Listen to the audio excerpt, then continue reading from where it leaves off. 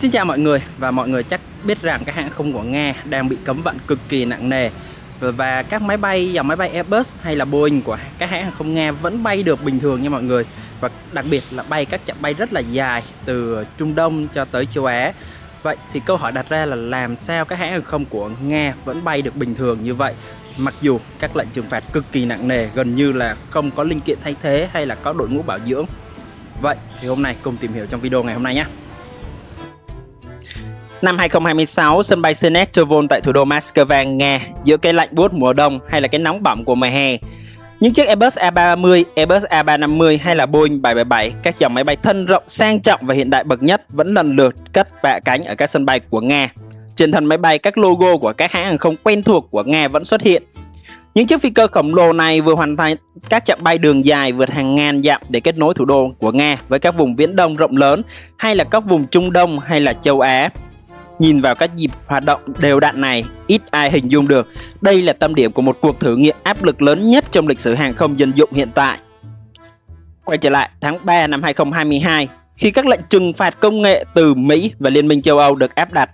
hầu hết giới quan sát quốc tế đều đồng thuận về một kịch bản sụp đổ không thể tránh khỏi. Việc hai nhà máy sản xuất máy bay lớn nhất thế giới là Boeing và Airbus chấm dứt mọi hoạt động cung cấp phụ tùng, dịch vụ kỹ thuật, cập nhật phần mềm được dự báo sẽ làm tê liệt toàn bộ đội bay của Nga chỉ trong vài tuần. Để phòng ngừa những rủi ro dài hạn, ngay từ những ngày đầu, các hãng hàng không của Nga đã phải chủ động cắt giảm quy mô đội bay hoạt động để bảo tồn quỹ phụ tùng hiện có. Nhưng 4 năm trôi qua, thực tế trên các màn hình radar lại kể một câu chuyện phức tạp hơn rất nhiều. Bất chấp các rào cản ngặt nghèo, hàng trăm chiếc máy bay phản lực do phương Tây sản xuất của Nga vẫn cất cánh mỗi ngày. Tính tới cuối năm 2025, các hãng hàng không Nga vẫn vận hành ổn định 1.088 chiếc máy bay trong tổng số 1.135 máy bay thuộc đội bay của mình, với tỷ lệ máy bay do phương Tây sản xuất chiếm tới 67%. Sự tồn tại của đội bay này đang mở ra một cuộc tranh luận về địa chính trị công nghệ sâu sắc. Một bên nhìn nhận đây là một kỳ tích thích ứng, minh chứng cho thấy các lệnh trừng phạt công nghệ khó có thể cô lập hoàn toàn một cường quốc công nghiệp có khả năng tự thích ứng tự chủ như thế này. Phía ngược lại lo ngại rằng sự sinh tồn này đang đòi hỏi những thỏa hiệp kỹ thuật chưa từng có, dần đưa hàng không Nga ra ngoài các tiêu chuẩn an toàn chung của thế giới. Hôm nay, chúng ta sẽ cùng đi sâu về bên trong buồng lái, bước vào những xưởng bảo dưỡng và giải mã những cái cách mà người Nga đã duy trì đội bay bị cấm vận, những giới hạn vật lý mà họ đang phải đối mặt. Và bây giờ thì cùng tìm hiểu. Để hiểu được bài toán sinh tồn này, trước hết chúng ta cần nhìn vào những giải pháp vận hành thực tế mà các phi công và kỹ sư Nga đang áp dụng hàng ngày. Khi không thể tiếp cận các kênh hỗ trợ chính quy từ nhà máy sản xuất,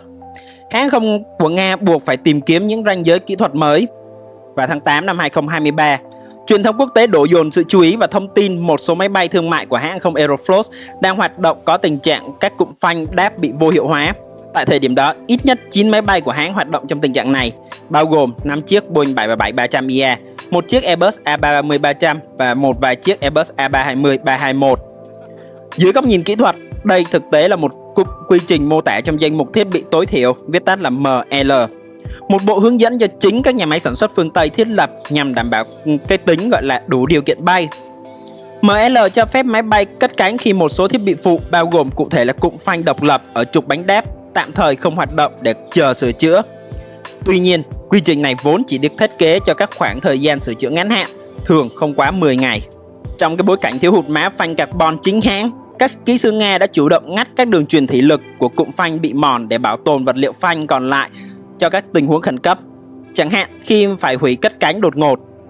Dù giúp máy bay tiếp tục bay, giải pháp này đặt lên vai phi hành đoàn những áp lực vận hành rất lớn. Một tài liệu hướng dẫn nội bộ của hãng không Aeroflot cảnh báo phi công rằng máy bay sẽ có xu hướng bị lệch mạnh về phía cụm phanh còn hoạt động khi hạ cánh, đặc biệt nguy hiểm trên các đường băng ướt hoặc có gió nghiêng. Hiệp hội Phi công Quốc tế cũng đưa ra khuyến cáo về việc vận hành thiếu phanh kéo dài sẽ giảm thiểu hiệu năng hãm, tăng nguy cơ mất kiểm soát trên mặt đường băng. Khó khăn về phần cứng nhanh chóng kéo theo những thách thức về phần mềm.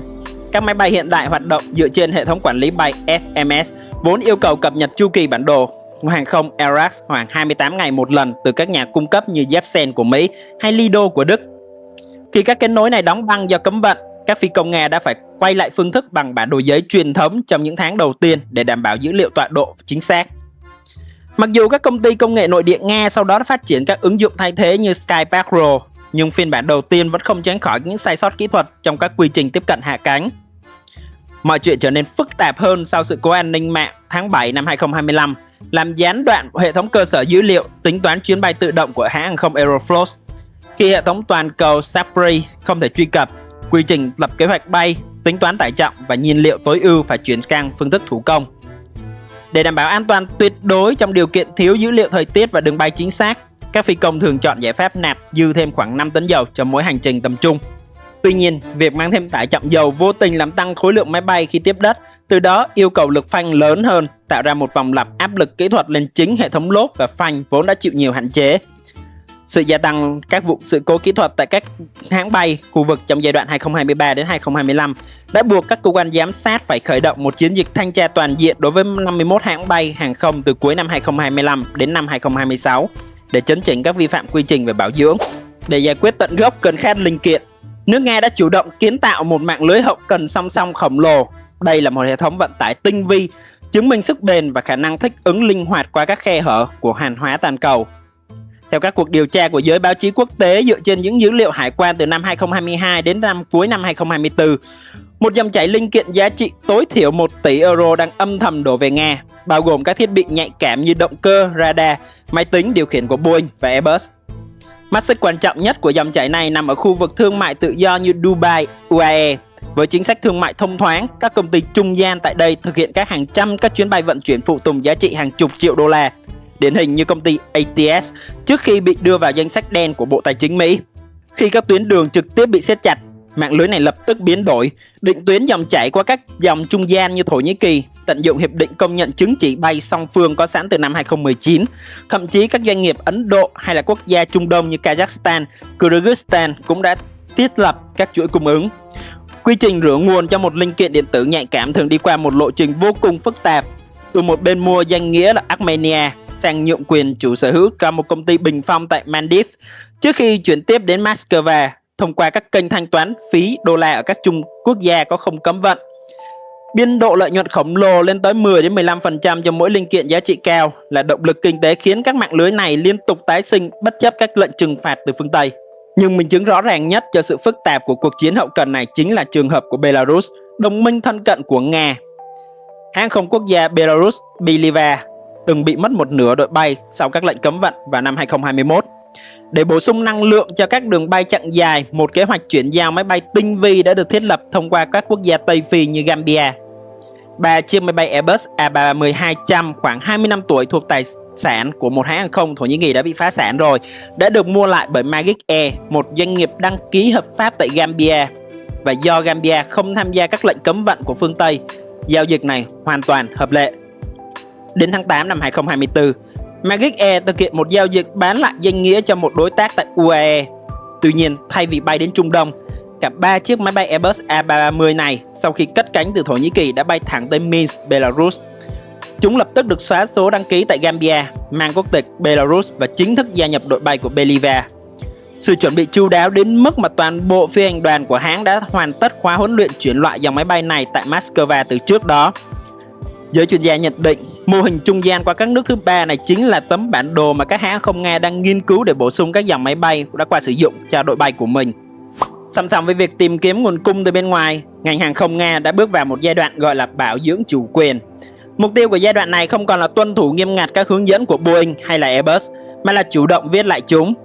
Một ví dụ điển hình cho giải pháp kỹ thuật này có tên là air gapping hay gọi là cô lập vật lý mạng. Lo ngại các nhà máy sản xuất phương Tây có thể kích hoạt các lệnh khóa từ xa hoặc là vô hiệu hóa các tính năng dẫn đường của hệ thống Honeywell hay là Thales thông qua các kết nối vệ tinh. Các kỹ sư của Nga đã chủ động ngắt kết nối vật lý giữa các máy tính này với hệ thống liên lạc bên ngoài của máy bay. Máy bay được chấp nhận như hoạt động như một thực thể độc lập, đóng bằng phần mềm cũ để đổi lấy sự an toàn trước các can thiệp kỹ thuật số từ bên ngoài. Về mặt pháp lý thì các cơ quan quản lý của Nga đã cấp chứng chỉ PAS 21 cho các trung tâm kỹ thuật lớn như S7 Technics, cho phép họ tự thiết kế lại tài liệu, chế tạo và lắp đặt các linh kiện thay thế. Các xưởng kỹ thuật tại Novostik hay là Sevastopol hiện đã có thể tự động đại tu các động cơ CFM56, sửa chữa các vết nứt gọi là bồn chứa lớn hoặc là tự đục thêm các ghế bằng bọt Pilus nội địa. Thế nhưng, năng lực thích ứng kỹ thuật này đang phải một bức tường giới hạn vật lý cực kỳ nghiêm ngặt, lốp máy bay và cao su tự nhiên.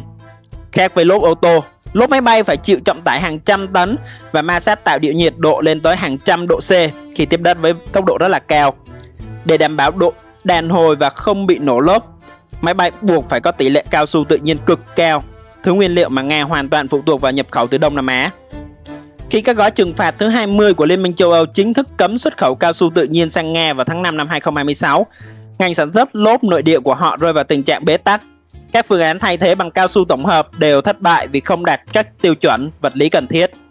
Khó khăn chồng chất khó khăn khi chính năng lực sản xuất cao su tổng hợp trong nước cũng bị chịu tổn thất trực tiếp.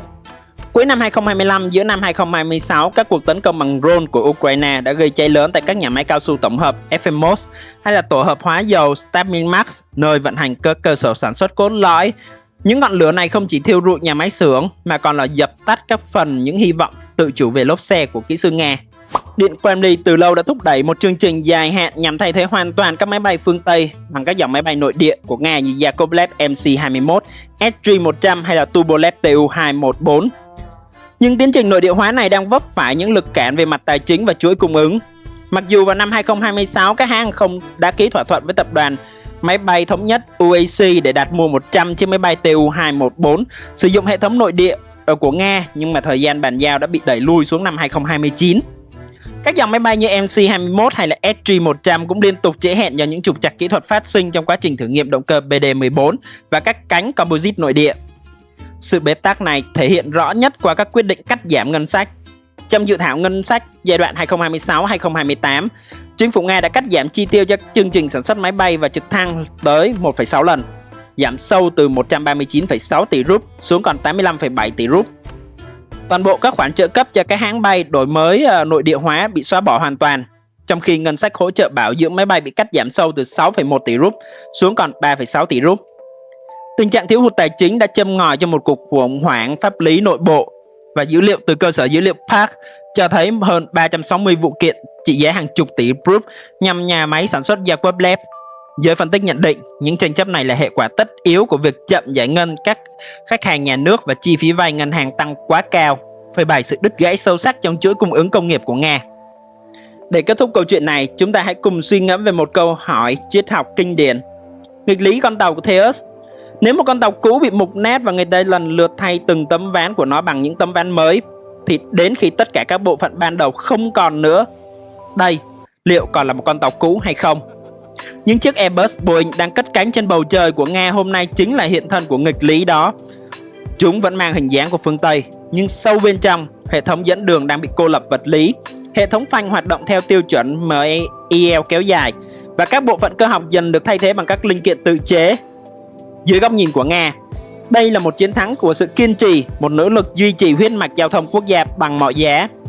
Họ đã chứng minh rằng với nguồn lực tài chính quỹ phúc lợi quốc gia vốn đã chi ra khoảng 2 tỷ đô la để mua đứt 92 máy bay thuê từ các công ty phương Tây để tránh bị tịch thu khi bay quốc tế, họ có thể bẻ gãy ý chí cô lập của phương Tây. Nhưng dưới góc nhìn của cộng đồng hàng không quốc tế, sự thích ứng này có một giới hạn nghiêm ngặt. Việc cắt đứt mối liên hệ với nhà máy sản xuất gốc nghĩa là máy bay này vĩnh viễn mất đi chứng chỉ an toàn quốc tế và bảo hiểm chính quy. Ngay cả khi lệnh trừng phạt được dỡ bỏ hoàn toàn vào ngày mai, những chiếc phi cơ này không bao giờ có được phép quay lại bầu trời châu Âu hay là Mỹ. Chúng đã trở thành những hòn đảo công nghệ tách biệt. Và lời cảnh báo của Dmitry Yaskov, người đứng đầu Rosneft, về việc hơn trăm máy bay phương Tây sẽ buộc phải ngưng bay hoàn toàn vào năm 2030 chính là sự thừa nhận thực tế rằng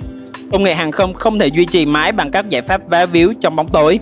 Các hãng không Nga đang rã thịt một phần đội bay để cứu phần còn lại, nhưng đó là một chiếc đồng hồ cát đang cạn dần. Canh bạc hàng không Nga là một bức tranh đa sắc diện. Nó vừa là một câu chuyện về năng lực kỹ thuật và khả năng thích nghi phi thường của con người, nhưng đồng thời cũng là lời cảnh báo về những rủi ro mang tính hệ thống khi một ngành công nghiệp công nghệ cao bị đẩy ra ngoài quy chuẩn an toàn của toàn cầu.